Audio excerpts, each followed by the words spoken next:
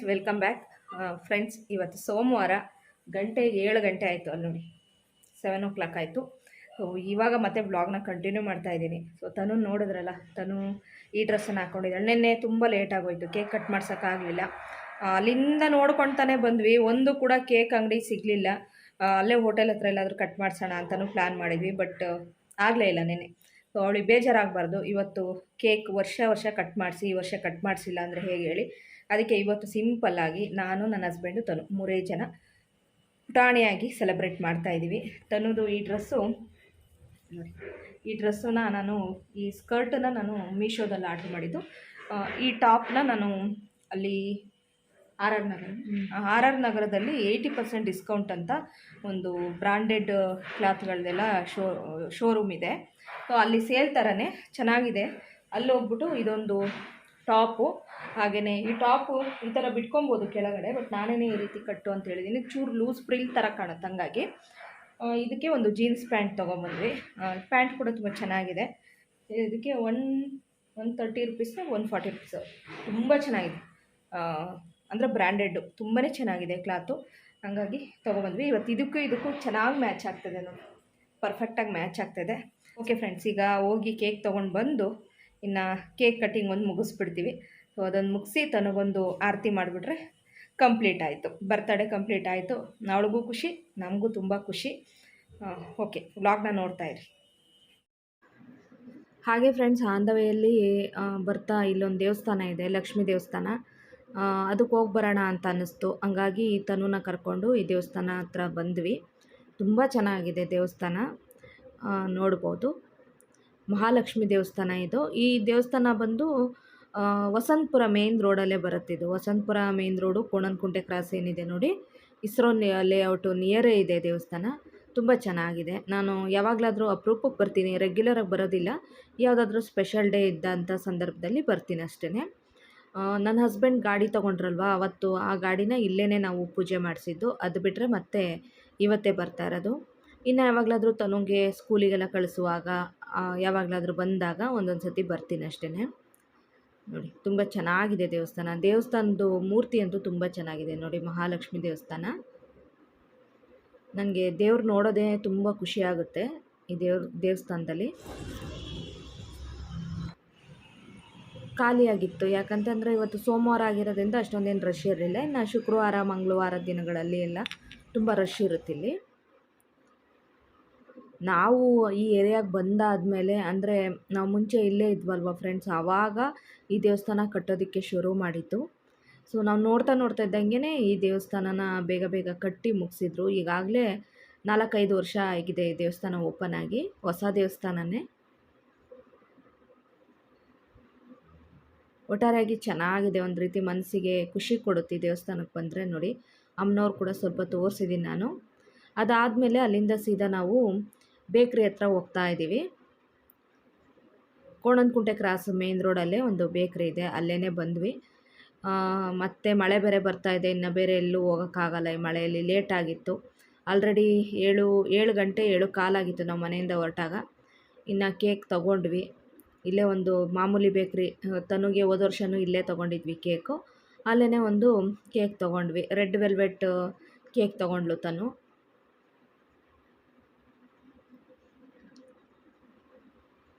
Cake ಮತ್ತು ಸ್ವಲ್ಪ ಇದನ್ನು ತೊಗೊಂಡೆ ನಾನು, ಚಕ್ಲಿ, ಒಂದು ಸ್ವಲ್ಪ ನಿಪ್ಪಟ್ಟು ಥರ ಬರುತ್ತಲ್ವ ಚಕ್ಲಿ, ಅದೊಂದೆರಡು ಸ್ನ್ಯಾಕ್ಸ್ ತೊಗೊಬಿಟ್ಟು ಇವಾಗ ನಾವು ಹೋಗ್ತಾ ಇದ್ದೀವಿ ಮನೆ ಕಡೆ. ಹಾಗೆ ಸ್ವಲ್ಪ ಅಂಗಡಿಯಲ್ಲಿ ಒಂದೆರಡು ಥಿಂಗ್ಸ್ ತೊಗೋಬೇಕಿತ್ತು, ಅದನ್ನು ತೊಗೊಬರ್ದಕ್ಕೆ ಹೋಗಿದ್ದಾರೆ ನನ್ನ ಹಸ್ಬೆಂಡ್. ಈಗ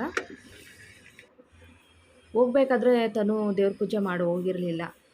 ಇವಾಗ ಬಂದು ದೇವ್ರ ಪೂಜೆ ಮಾಡ್ತಾಯಿದ್ದಾಳೆ. ಮ್ಯಾಚ್ ಬಾಕ್ಸ್ ಎಲ್ಲ ಇರಲಿಲ್ಲ, ನಾವು ಬೇರೆ ಮೈಸೂರು ಕಡೆ ಹೋಗಿದ್ವಲ್ವ.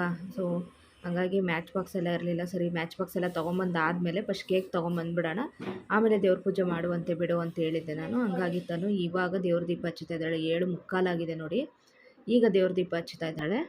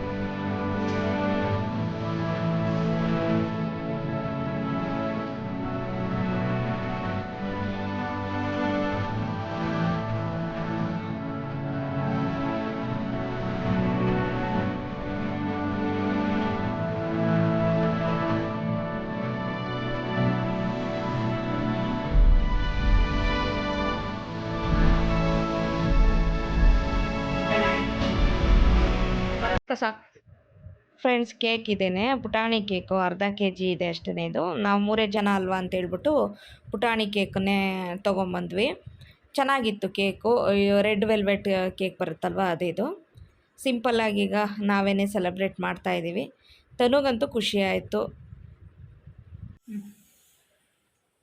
ಬೆಳಗ್ಗೆ ಹೆಂಗೆ ಕಾಣ್ತಿದೆ ನೋಡೋಣ.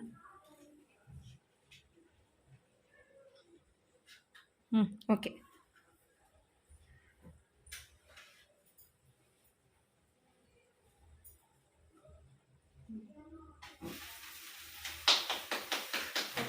Happy birthday to you. Happy birthday to you. Happy birthday dear Tanmay. Happy birthday. ಎಂತದು ಮಾತಾಡೋದು ಬೇಕಾಯ್ತು ತಿನ್ನಿಸ್ತೀನಿ.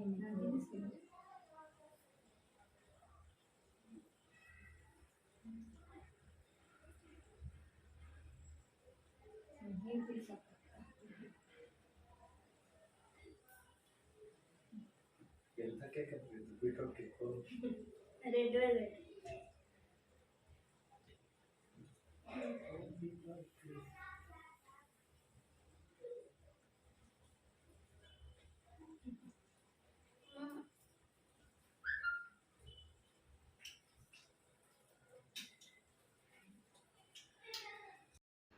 ಫ್ರೆಂಡ್ಸ್, ಡೆಕೋರೇಷನ್ ಅಂತೇನೂ ಮಾಡಲಿಲ್ಲ. ನಾನು ಅವತ್ತು ಲೈಟ್ಸ್ ಎಲ್ಲ ಆರ್ಡ್ರ್ ಮಾಡಿದ್ದೆ ಅಲ್ವಾ ಫ್ರೆಂಡ್ಸ್, ಅದನ್ನೇ ಈ ರೀತಿ ಹಾಕಿದ್ದೀನಿ ನೋಡಿ. ಒಂಥರ ಚೆನ್ನಾಗಿ ಕಾಣಿಸ್ತಾ ಇತ್ತು ಲೈಟ್ಸು. ಇನ್ನು ಬಲೂನಲ್ಲಿ ಏನು ಡೆಕೋರೇಷನ್ ಏನು ಮಾಡಲಿಲ್ಲ. ಒಟ್ಟಾರೆಯಾಗಿ ತನುಗೆ ಈ ಸತಿ ಅದು ಎಲ್ಲ ನೀಟಾಗಿ ಡೆಕೋರೇಷನ್ ಮಾಡಿ ಬರ್ತಡೇ ಮಾಡೋಣ ಅಂತಲೇ ಇದ್ವಿ. ಸೊ ನಾನು ನಿಮ್ಗೆ ಹೇಳ್ದೆ ಏನು ರೀಸನ್ ಅಂತೇಳಿ. ಇವಾಗ 3 ಜನ ಈ ರೀತಿ ಸಿಂಪಲ್ಲಾಗಿ ಸೆಲೆಬ್ರೇಟ್ ಮಾಡ್ಕೊಂಡ್ವಿ. ಖುಷಿ ಆಯಿತು. ಒಟ್ಟಾರೆ ನಾವು 3 ಜನ ಇದ್ರೂ ತುಂಬಾ ಖುಷಿ ಆಯಿತು. ತನುಗೂ ಖುಷಿ ಆಯಿತು. ಅದಾದಮೇಲೆ ತನುಗೆ ಸಿಂಪಲ್ಲಾಗಿ ಆರತಿ ಮಾಡ್ತಾಯಿದ್ದೀನಿ. ಸೊ ಎಲ್ಲ ಕಡೆ ತಿರುಗಾಡಿದ್ದೊಂದು, ಅದು ಅಲ್ಲದೆ ಬರ್ತಡೇ ಬೇರೆ ಅಲ್ವಾ, ಸೊ ದೃಷ್ಟಿ ತೆಗಿಬೇಕು ಅಂತ ಅನ್ನಿಸ್ತು. ಹಂಗಾಗಿ ಆರತಿ ಮಾಡ್ತಾಯಿದ್ದೀನಿ. ಇದು ತನುದು 13ನೇ ವರ್ಷದ ಬರ್ತಡೇ. ಸೊ 13 ವರ್ಷವೂ ಕೂಡ 1 ವರ್ಷವೂ ಬಿಡದೇ ಇರೋ ಹಾಗೆ ಬರ್ತಡೇ ಮಾಡಿದ್ವಿ. ಈ ವರ್ಷ ಮಾತ್ರ ಅಂದರೆ ನೆಕ್ಸ್ಟ್ ಡೇಗೆ ಕೇಕ್ ಕಟ್ ಮಾಡ್ತಾಯಿರೋದು. ಇಷ್ಟು ವರ್ಷವೂ ಬರ್ತಡೇ ದಿನವೇ ಕೇಕ್ ಕಟ್ ಮಾಡ್ತಾಯಿದ್ವಿ. ಚೆನ್ನಾಗಿ ಅನ್ನಿಸ್ತು, ಖುಷಿ ಆಯಿತು ಒಟ್ಟಾರೆಯಾಗಿ. ಹಾಗೆ ನನಗೆ ಡ್ರೆಸ್ ಅಂತೂ ತುಂಬಾ ಇಷ್ಟ ಆಯಿತು ಫ್ರೆಂಡ್ಸ್. ನಿಮ್ಗೆ ಇಷ್ಟ ಆಯ್ತು ಅಂತ ನನಗೆ ಕಮೆಂಟ್ಸಲ್ಲಿ ತಿಳಿಸಿ. ಮೀಶೋದು ಮತ್ತು ಇದು ಎರಡೂ ಒಂಥರ ಚೆನ್ನಾಗೇ ಮ್ಯಾಚ್ ಆಗ್ತಾಯಿತ್ತು, ಈ ಟಾಪ್ಗೂ ಮತ್ತು ಈ ಸ್ಕರ್ಟ್ಗೂ. ಖುಷಿ ಆಯಿತು ಅಂತಲೇ ಹೇಳ್ಬೋದು. ಒಟ್ಟಾರೆಯಾಗಿ ಹೀಗೆ ಸೆಲೆಬ್ರೇಟ್ ಮಾಡಿದ್ವಿ. ಫ್ರೆಂಡ್ಸ್, ನೋಡಿದ್ರಲ್ಲ, ಬರ್ತಡೇ ಬ್ಲಾಗ್ ನಿಮ್ಗೆ ಇಷ್ಟ ಆಗಿದೆ ಅಂತಲೇ ಅಂದ್ಕೊಂಡಿದ್ದೀನಿ. ಹಾಗೆ ಯಾರೆಲ್ಲ ನನ್ನ ಮಗಳಿಗೆ ಒಳ್ಳೇದಾಗಲಿ ಅಂತ ವಿಶ್ ಮಾಡಿದ್ವಿ ಎಲ್ರಿಗೂ ಕೂಡ ತುಂಬಾ ಥ್ಯಾಂಕ್ಸ್. ಸೊ ಖುಷಿ ಆಯಿತು. ಸಿಂಪಲ್ಲಾಗಿ ನಾವು 3 ಜನ ಚೆನ್ನಾಗಿ ಸೆಲೆಬ್ರೇಟ್ ಮಾಡಿದ್ವಿ. ತನಗೂ ಖುಷಿ ಆಯಿತು. ಮೇನಕ್ಕೆ ಖುಷಿ ಆಯ್ತಲ್ಲ ಚಿಲ್ಲಿ, ಅವಳಿಗೂ ಖುಷಿ ಆಯಿತು. ಸೊ ಇವತ್ತಿನ ಬ್ಲಾಗ್ ನಿಮಗೂ ಇಷ್ಟ ಆಗಿದೆ ಅಂತಲೇ ಅಂದ್ಕೊಂಡಿದ್ದೀನಿ. ಈ ಬ್ಲಾಗ್ ಇಷ್ಟ ಆದರೆ ಪ್ಲೀಸ್ ಲೈಕ್ ಮಾಡಿ. ಹಾಗೆಯೇ ಚಾನಲ್ನ ಹೊಸ್ದಾಗಿ ನೋಡ್ತಿರೋರು ಪ್ಲೀಸ್ ಸಬ್ಸ್ಕ್ರೈಬ್ ಮಾಡಿ. Okay, thank you so much. Bye. Thank you. ಏನು ನಾನೇನು ಮಾಡಲಿ, ವಾಚ್ ಬಂದು